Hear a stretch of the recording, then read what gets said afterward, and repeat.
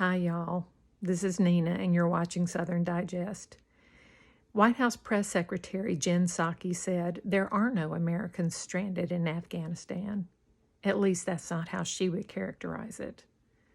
I doubt the people that are still there would agree with her. But she also admitted they don't exactly know who is there. She said they've been sending emails and alerts to all Americans they know about, but the reporters informed her that many of their own interpreters were not getting any of those, and other Americans they knew of were not getting any communications. So she asked reporters to provide the contact information, and she would make sure they got notified.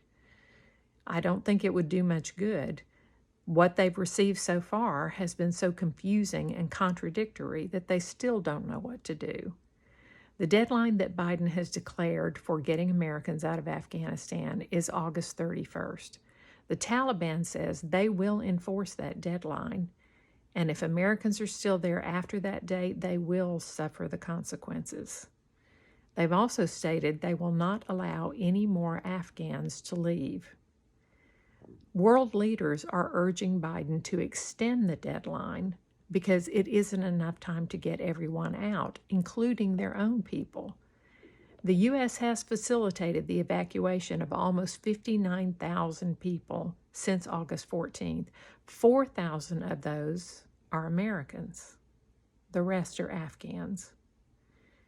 The U.S. is making room for about 25,000 Afghans at military bases in 4 states in the U.S. In the last 32 hours, 37 military flights and 57 commercial flights have flown out of Afghanistan.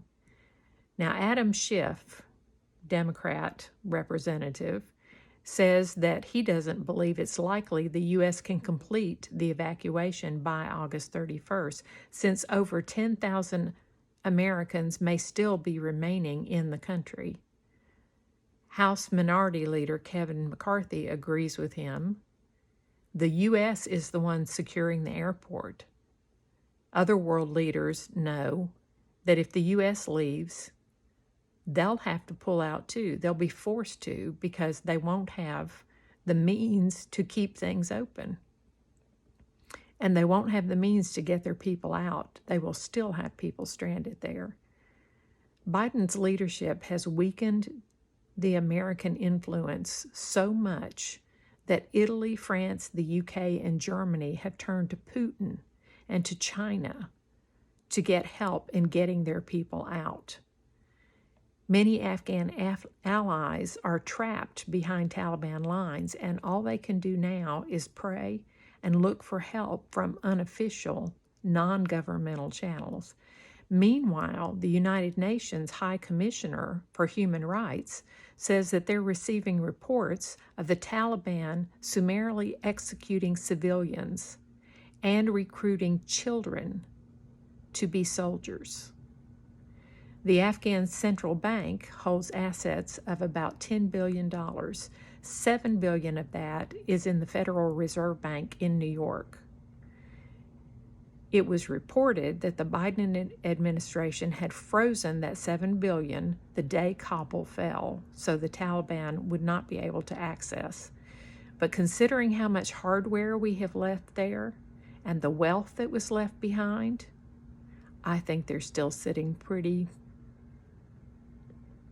Today, Biden kept reporters waiting about 5 hours for a press conference that had already been announced, and then he spoke for about 10 minutes, speaking first about his infrastructure bill and his Build Back Better agenda.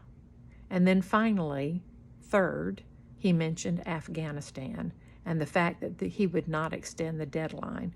And then he walked away again without answering any questions.